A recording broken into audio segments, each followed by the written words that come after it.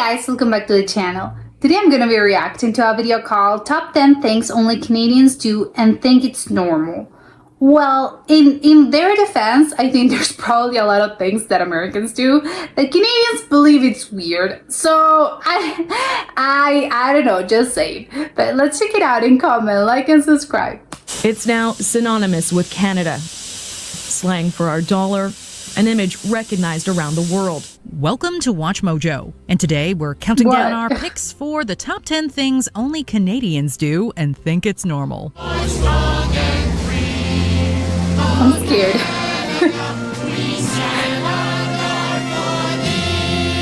For this list, we're looking at aspects of Canadian culture that may appear unusual in other parts of the world. Okay. But completely normal in the Great White North. And I should know. I think this could be applied to a lot of things. If it seems normal to you because you're from there, but ask anyone from another nationality and they'll probably be, what on earth are you talking about? I am Canadian. What do you think is the most unusual thing about Canucks? Let us know in the comments. Number 10. Eat ketchup-flavored chips. Whether you call them See, to me, this is not that weird because they're delicious, so they're actually onto something. chips or crisps, Canada is a Commonwealth country after all, flavored potato chips are a common snack across the globe. They're great.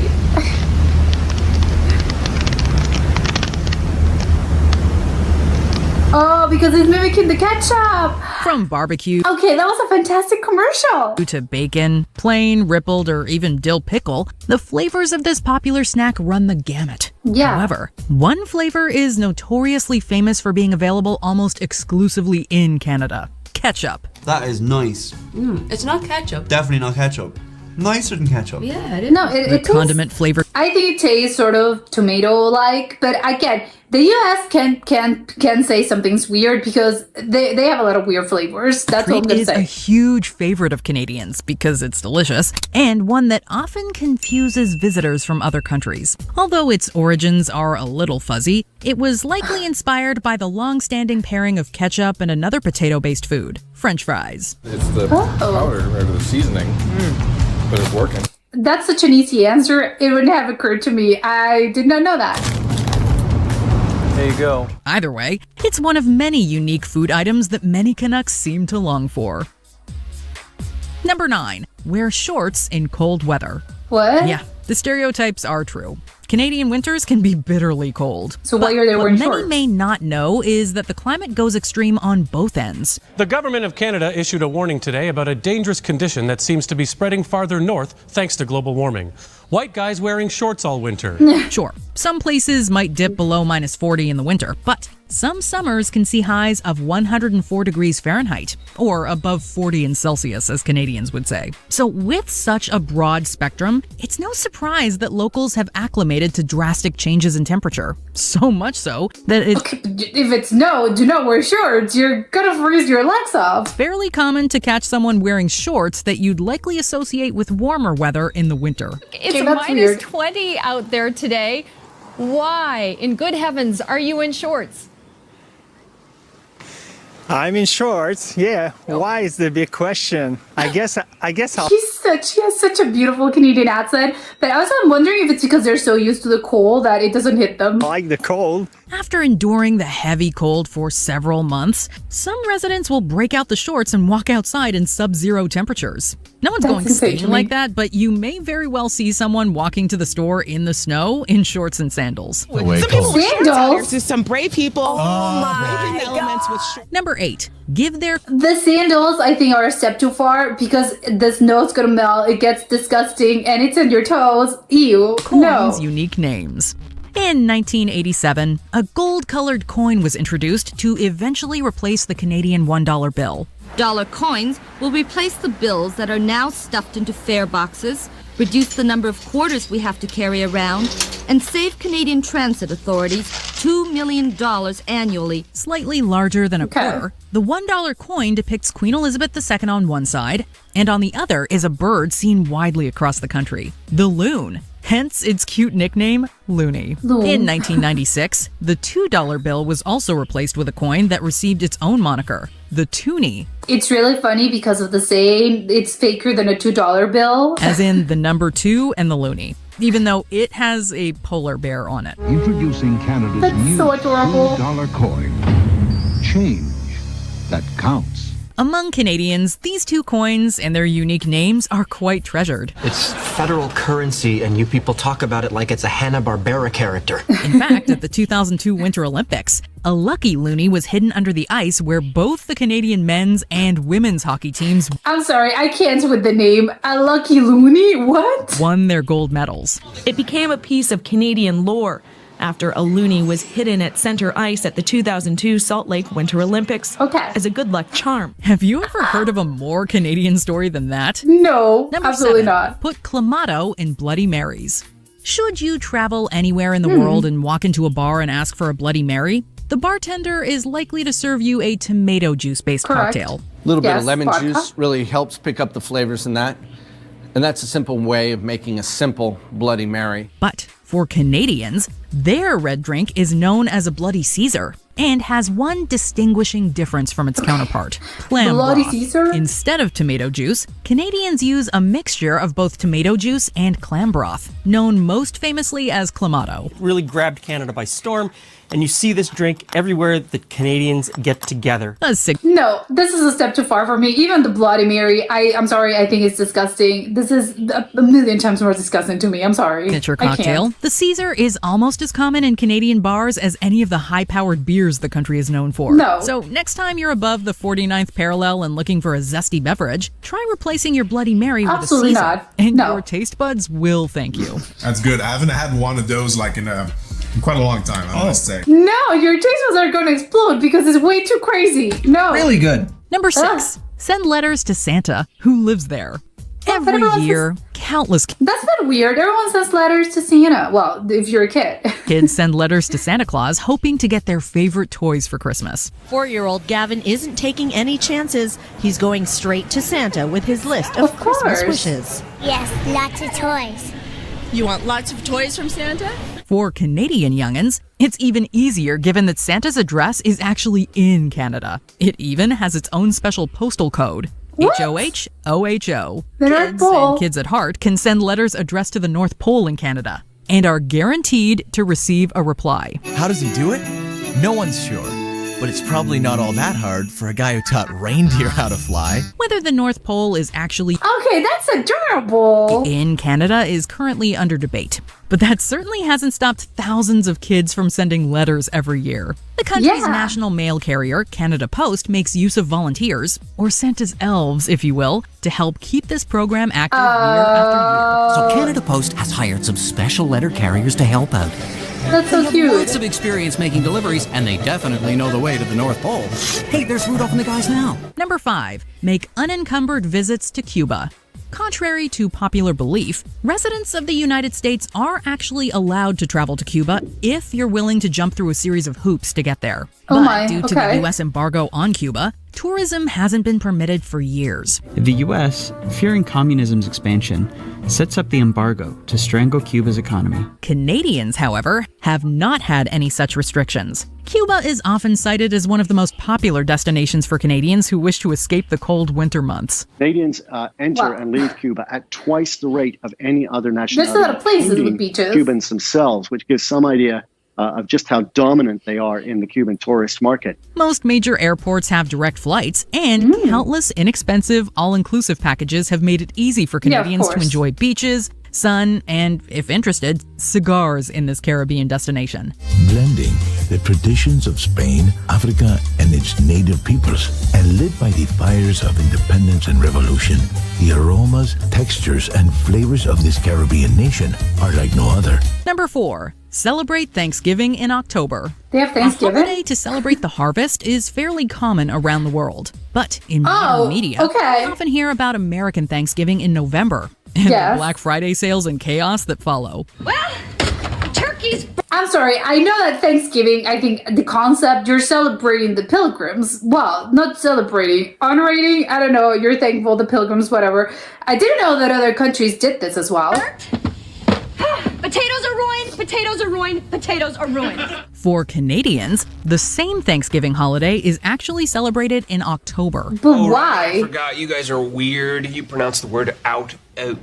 Seemingly originating in 1579 during Martin Frobisher's excursion to find the Northwest Passage, it slowly evolved as the years passed, often dubbed Canadian Thanksgiving to distinguish it from its U.S. counterpart.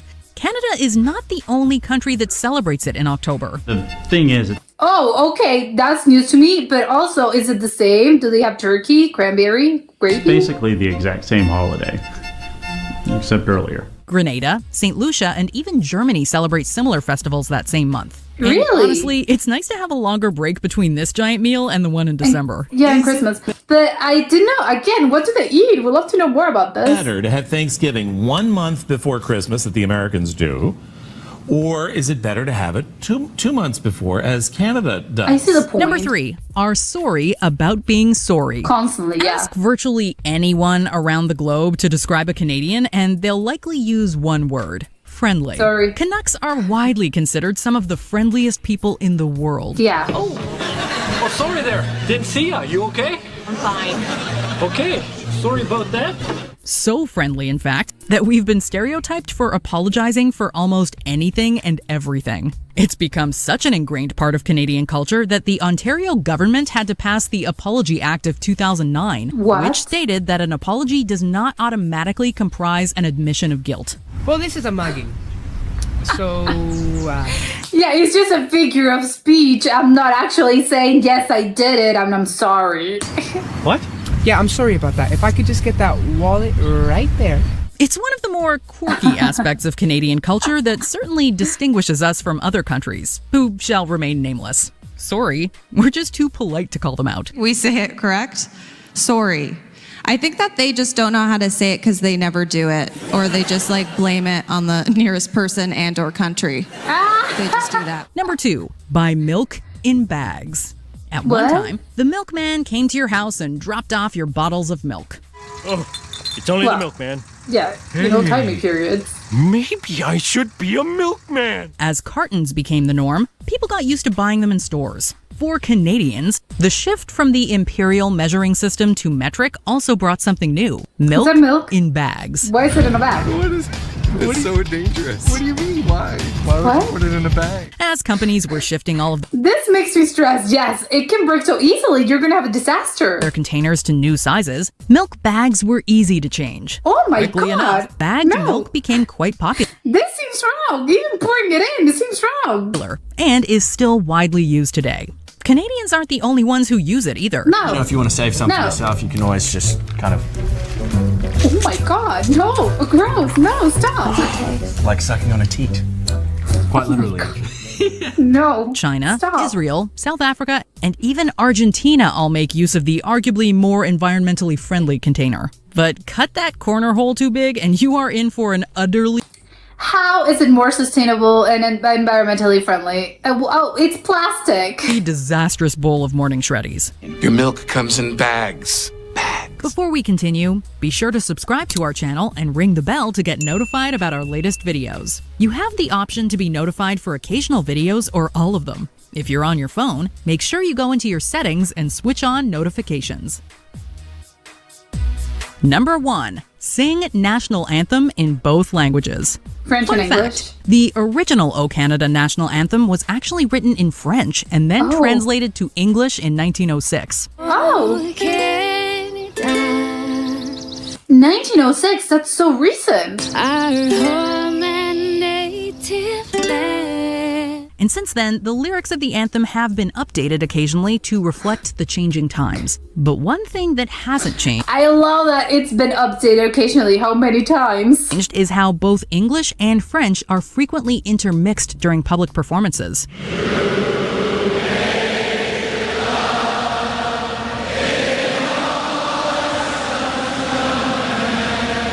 Often sung at sporting and other major events, it is fairly common for some portions of the anthem to be sung in English, then switch to French or vice versa, and then back several times. And everyone I like does to call this? this the hockey version. Given how both are official languages of the Great White North, it's a small way to showcase how the country leverages both of these great languages. Yeah. Did you enjoy this video? Check out these other clips from WatchMojo, and be sure to subscribe and ring the bell to be notified about our latest videos. Okay, this was a great video. I'm so shocked by several things. The milk in a bag, I can't with that. I'm sorry. I do not understand the point. I still, it doesn't make sense. Environmentally friendly? What? No, it's plastic. I would think cartons are just normal, so why, and maybe recyclable. I haven't checked, but it's carton, I think it's recyclable. So why are you guys still using plastic bags? That seems weird. And besides, I think it's just very strange, the concept of you're buying milk and you have to grab this bag, and it's sort of, you know, it's not sturdy enough. It can break. I think it can, yes, it could create a disaster. Even when you're opening the carton, it's easier. It's, you know, it has tabs. I know it's crazy. It had a screw top. I don't know. You're just, what do you do with the bag? You just have to cut it, and it's obviously it's a liquid. It's going to create a disaster. You're putting it in whatever it is that you're doing. I think that's crazy. I do not understand how it's feasible, apparently enough, that people, it's just normal over there. I think that's really the most abnormal thing I would say about this list. It shocked me to my very core. I have no idea why I don't know. It's weird. It's strange. I do not understand this. The other thing that I think shocked me to my very core, I am not trying this anytime in any particular time near the future, is the Bloody Mary with the Clamato juice. I'm sorry, that seems absolutely disgusting. Even Bloody Marys, I think, are not that good. I think they're probably an acquired taste. The concept of having a cocktail with tomato juice, I think, and a celery, I think that's really strange, and you mix vodka with it. I just think as a concept, I think it's really strange. I don't think I've ever seen, in a bar, in a social environment, people asking for a Bloody Mary. I have never seen that in my life. I think people still, I think, do that. Maybe, if you're like particularly, I love Bloody Marys and you probably have them at home, but I've never been at a public place with people asking for this. I think it's a strange concept for a cocktail. I know it's obviously, it exists. It's got to be popular. I know how popular. I think it's offered in probably a lot of places, but I've never actually seen anyone drink this or order this. I think it's still weird. You know, the concept of this, I think, is strange. And even just the original one. And then you're telling me, no, instead of tomato juice, they use a mix with Clamato juice. No, well, it's just Clamato, not juice, just Clamato. I think that's just so incredibly strange to me. I wouldn't even imagine the taste. I think at that point, it's sort of a shrimp cocktail. Like, just have a shrimp cocktail. Eat a shrimp cocktail. I think it looks disgusting. I think the idea, I don't know why it sounds so disgusting to me. It's the idea of this clam juice, because again, it's just weird, and I have to mix vodka and I have to drink this. I don't know. I can't with it. It's disgusting, and apparently it's good. I don't know. I seriously do not know. Maybe it's an acquired taste. I don't know. Even more than the Bloody Marys, I wouldn't even attempt to have it. I'm sorry. I don't think I would try it, just because I don't think I would. It's just way too, no, absolutely not. The other thing that other things that I find just funny in general are the shorts in winter. I think it would be very strange for me if I ever find myself in Canada in a Canadian winter. It's cold, of course, it's snowy, there's a lot of snow, there's a lot of ice, and I see someone, I think shorts, it would be very weird. But I think I can justify this with, well, maybe they're used to, I wouldn't, because I'm not used to this particular type of cold. So I am going to be warm. Thank you very much. But with them, if they grew up there, I'm thinking, well, they're kind of used to this weather. So for them, it's probably, they're acclimatized, and it's normal, or as normal as it can be.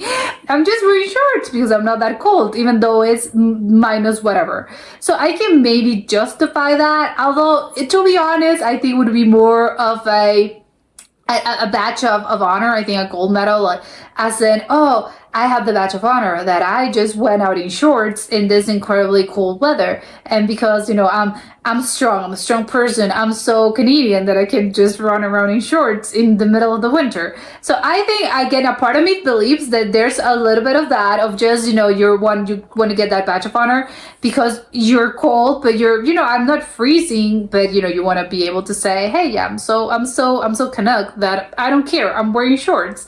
Maybe it's about that. So I would kind of justify that with this. But the flip-flops or sandals, just whatever open toe situation you have for shoes, I wouldn't. That would be no. I'm sorry.